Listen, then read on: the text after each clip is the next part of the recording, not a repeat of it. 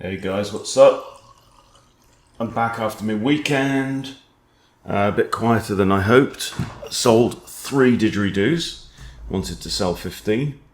But in other news, we're rated 860 in Rapide. And we're ploughing on towards the 1000 barrier. So let's see how we do.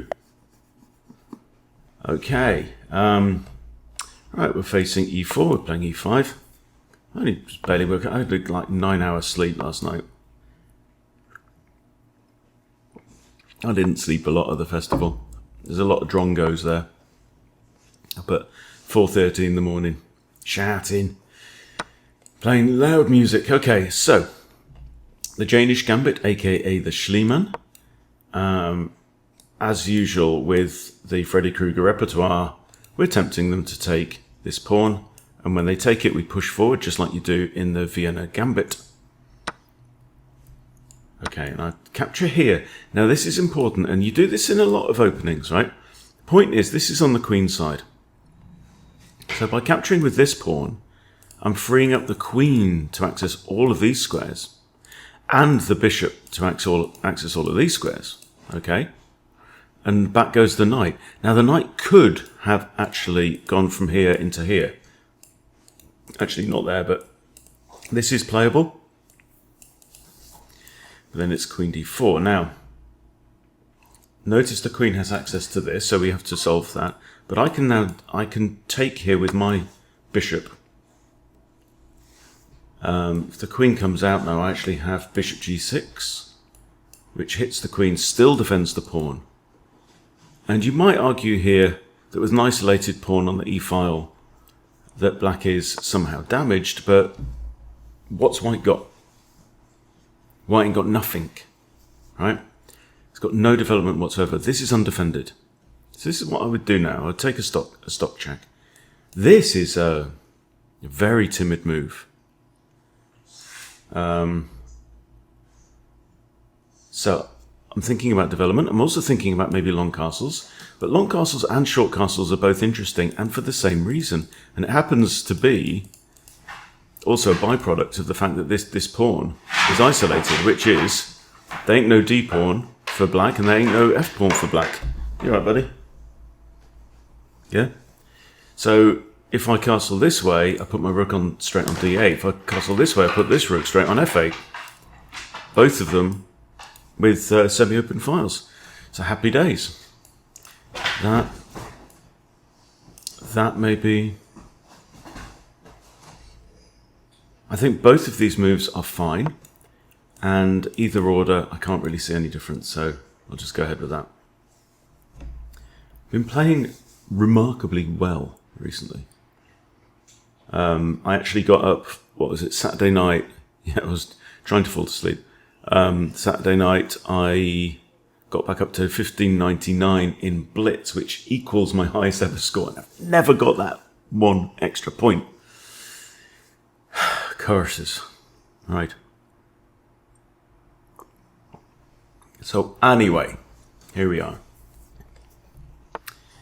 8 moves, and he still hasn't got a piece in the board. All his pieces are still on the back rank. Okay. My bishop now doesn't have this square, or this square. It could go here. I could also play like queen d5. That walks into knight c3 though. I've also got c5. c5, if it takes, I take. If queen takes, I take with a rook. And I've got very nice crisscross bishops. Crisscross bishops here. c5. It's a thought. Because my issue right now is, what do I do with this guy? He's got 2 squares. Maybe that's an idea. Okay, I'm going to stick to more principled. I mean, yes, there is a chance that he would take and then I'd get to develop the bishop. But there's also a chance that he doesn't take. If I do this, he could just sit tight, could play c3. Which is also fine. You know, black's fine here. There's no issues. But I've developed my final minor piece now. On move 8.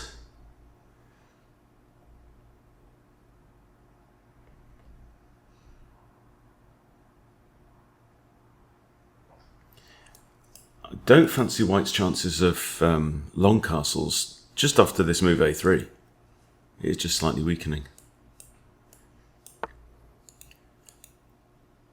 You're pushing more pawns, huh?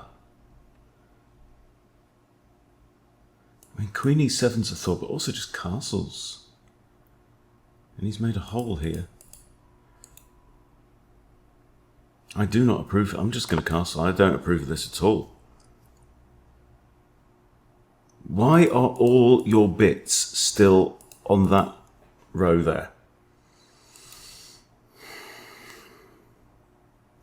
Okay, this calls for punishment with a capital P, doesn't it?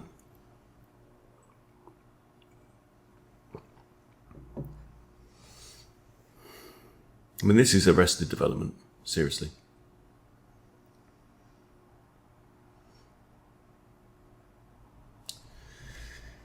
So what's the general plan? I'm liking putting the queen on the e-file. I don't want to take here because it invites his knight out for free. But rook here or queen here maybe. Is this idea to pin the knight? So he takes here, I'll take with the bishop though. Then attacking that. So I think we just, yeah, just normals. Maybe rook e8, but I think that's too slow. Because the danger right now is to take this with a discovered check. So he can't take the pawn back. I'm going to capture here. Take this, what's he do? Go here? To defend this pawn? Take this there. I actually have a check. Win this bishop.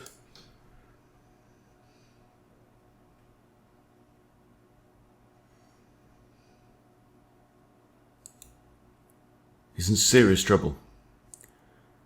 And the reason he's in serious trouble is because he hasn't developed his pieces.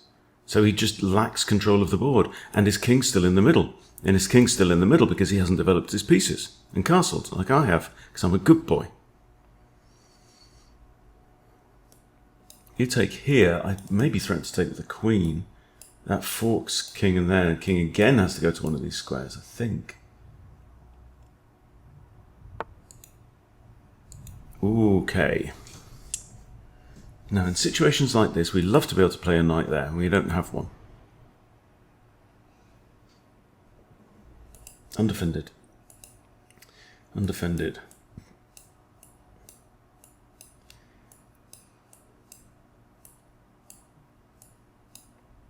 The bishop is actually undefended. I'm thinking, just do something like this. Let's say he takes. I'll take with the bishop. I'll just do it. Just do it. It's almost a no-brainer. Maybe it's just a no-brainer because it's Monday morning. You want to play another pawn move? Go right ahead. Now, I can't take with the knight. We have to remember the knight is pinned. Now he's developing pieces. Take there. Maybe I should have just done that on the last move. I just felt like, oh, the right thing is to keep up the pressure. Release the pressure. There, he trades. He's in check. He's going to develop this. No, he can't develop his knight. There, he takes with the queen isn't legal. So, instinct just says that. Now, he might just take with the knight. But notice, I'm looking at this pawn which is defended only by the queen. So, he could call that, only semi-defended, once defended, right?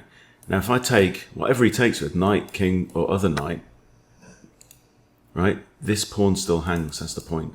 And this pawn is the only potential pawn that can defend that one, and so on and so forth. Now, the other thing is takes. He can't take legally with a king. It has to be this knight, okay? And then this knight, when it's on there, will be pinned. I capture here, and I'm a pawn up. I could threaten to come back here. I could actually technically take the pawn immediately. The queen can't take because it would put the king in check.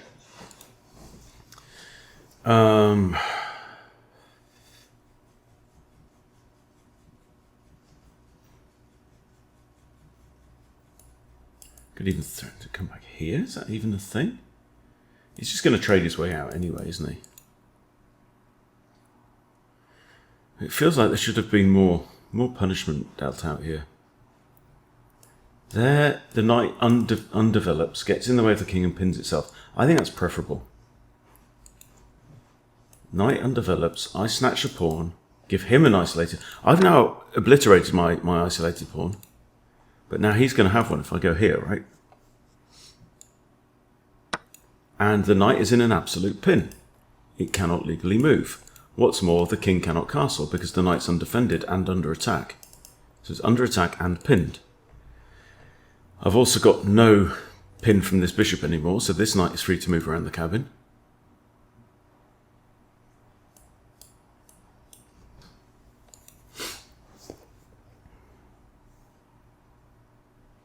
And again, his problem is that the king is stuck in the middle.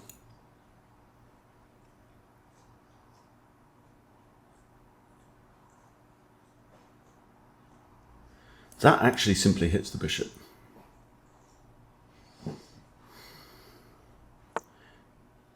Ooh. That wins the bishop, doesn't it now? It certainly does. 43 seconds. Oh no, the knight defends it. Oh! No, it doesn't. The knight is now pinned. You are in a pin. What he has to do now is get out of the pin. So he's gone from one pin into another one. Albeit, you know, this one was obvious. Now he's gone back. Oh, bless your soul. Right, now. Do I take out the other bishop? We leave it on a very open board. A very weak pawn in the middle. Two bishops against two knights. What squares has he got? He's got that. Can't go there. He has got that. So he's got actually four potential squares. If I, let's say I play h6. That one I could theoretically take, but I might as well just take him now. Or can I do something about the defender of the bishop? So the bishop's under attack. Rook takes knight, pawn takes. I get two minor pieces for a rook. Yeah? So this is what I'm saying. The knight's under attack. The knight's the only defender of that, and that's under attack. And I can take out the knight. Is it worth it? I think it is, actually. This is the one that's maintaining the pin. So if I take, takes, I've got two pieces, two minors for a rook. That's the equivalent of winning another pawn, or maybe even slightly better.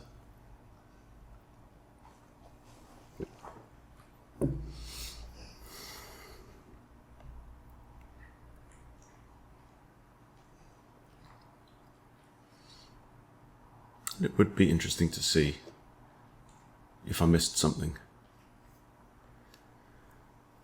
The opportunity for serious punishment.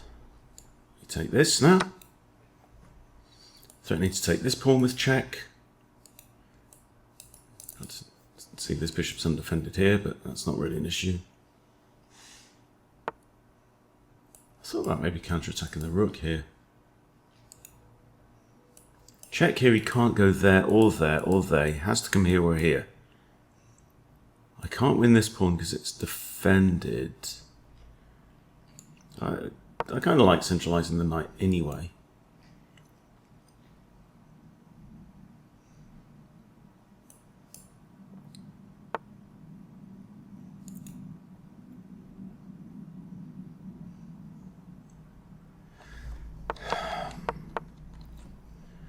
Okay.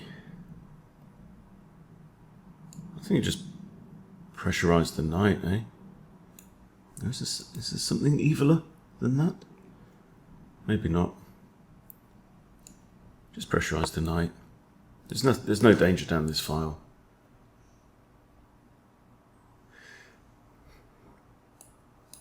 He can move the king. He's got no. He's got two options to move the king. Because if he doesn't, I just like move this knight and he's got two attackers on a pinned piece. He can't defend with that rook either, because c2 is covered by my bishop.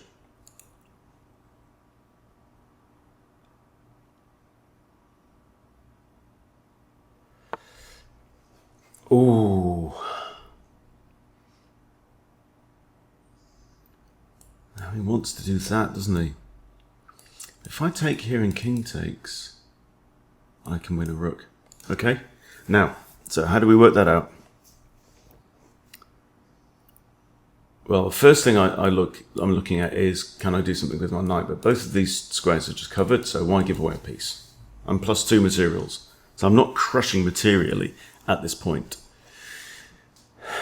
But then I notice if I take here, now I am giving up the bishop pair, takes, then I've got actually double check, winning more material. Alternatively, I could just slide the bishop away. But then again, I haven't got a great idea of what to do with this knight. So I'm going to go with this idea. Knight here is better because it wins the exchange. This is also double check after king takes, but there's no rook on the end of it, so it's going to be this, double check, and double check means the king has to move.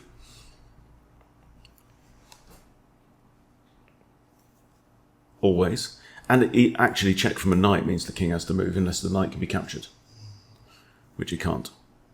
Which he can, but it can't, because he's in check. So it would be illegal. So he can't. Just to clear this up.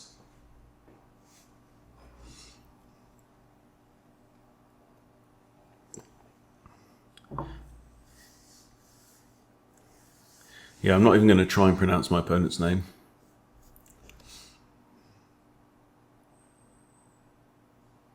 In this particular instance.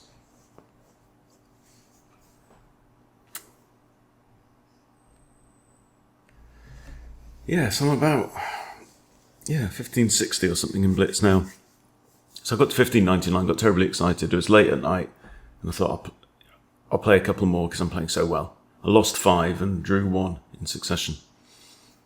I dropped all the way back down to 1540 or something. But yeah, something's going well right now, and I'm fascinated to think what it might be. And I don't know. Something's flipped.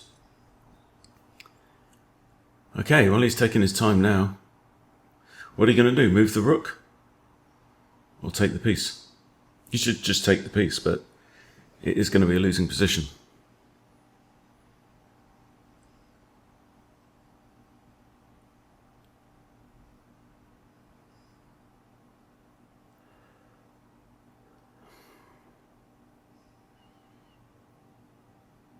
There's definitely just something about taking care.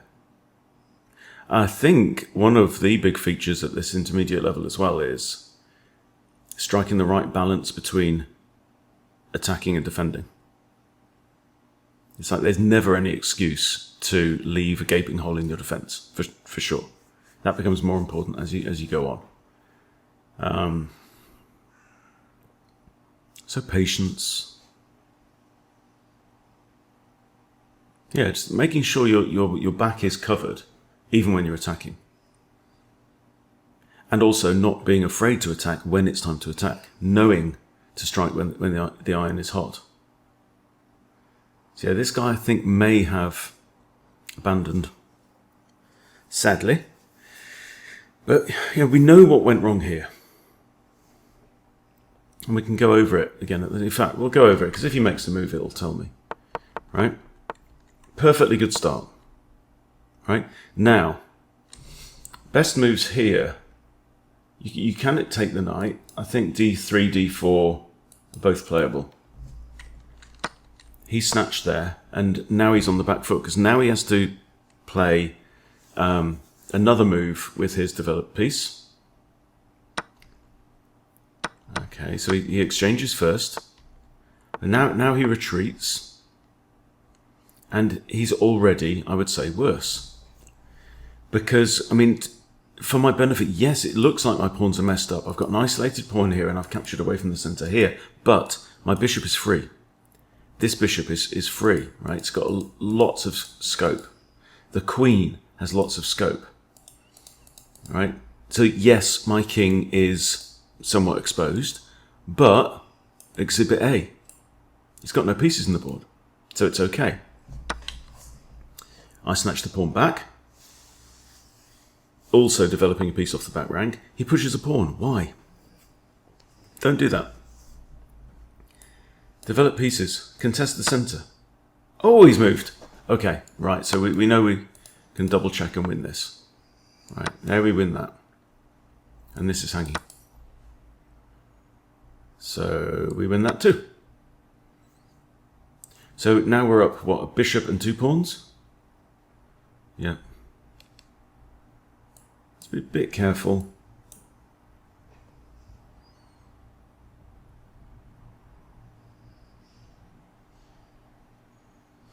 If I put my bishop here, he can pin it. Now he abandoned. That's very odd. Okay. Right, well, let's see what the computer thinks. We know what we think. 86, but he played 74. 74 accuracy. That was remarkable. Okay. Okay, best move with tempo. Best move, capturing away from the centre. We're going for dynamism here. Isn't that the word? Activity, piece activity. Okay, so Queen E2 would have pinned the pawn. I can also respond with Queen E7. Okay, only good move. And just weak. It wanted him to play Queen E2 again. Okay. It's saying Queen off here. That makes sense. G2's not defended. Adds a lot of pressure. And it allows a quick long castles as well, so good suggestion. Only minor though. D4 is good. Okay, didn't like that. I never even considered capturing en passant actually. But here, yeah, after he takes, I take Queen can't take, CD, and he's got an isolated pawn. And hasn't got the control in the centre. Whereas after this, I allowed him to keep the control in the centre. Definitely inaccurate. Best move. It's just principles. Okay, it's a pin. That's okay. Better would have been h6 to keep the bishop, but hey hey. Good. And now it's time to tear open the middle. So best move on the board. Knight takes, cool. Should not have taken that way. It says Queen D7.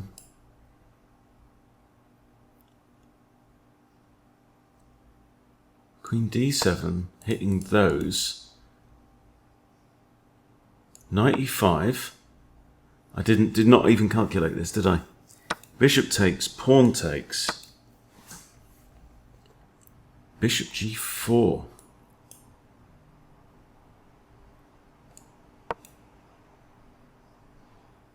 Definitely calculable. Saying Queen F2 is best and then bang. Yeah. So yeah, that would have been crushing. Never even considered it. I just traded off and snatched the pawn. But with a winning position, has to be said. And that's just not good. And okay, here we go. Right, it gave it a brilliant, fantastic. And now it's just a formality. So that's why the principles are there, you know. Also, if you're faced with a gambit, what looks like a free lunch, ain't no such thing. Because it's -2 now. And at a high level of chess, minus 2 or 2 difference of 2 either way is practically winning. That's the difference. So what should he have done here? At this point, Knight C3. Here, Knight C3 was best. It says FE. I probably wouldn't do that. I'd probably play something like Knight F6 here. Just give him another chance to do it. And now it says he can take. And he's okay. Right? It's just principles. Because now don't have that, do I have that? I do. But white's still actually fine here. That's an ugly move, though. Yeah, don't go grabbing pawns in the opening. Just get your pieces out and then play, I think is a general rule. So, there we go. Decent result. Opponent played well. Thank you for the game. GG. And I'll see you guys soon. Take care.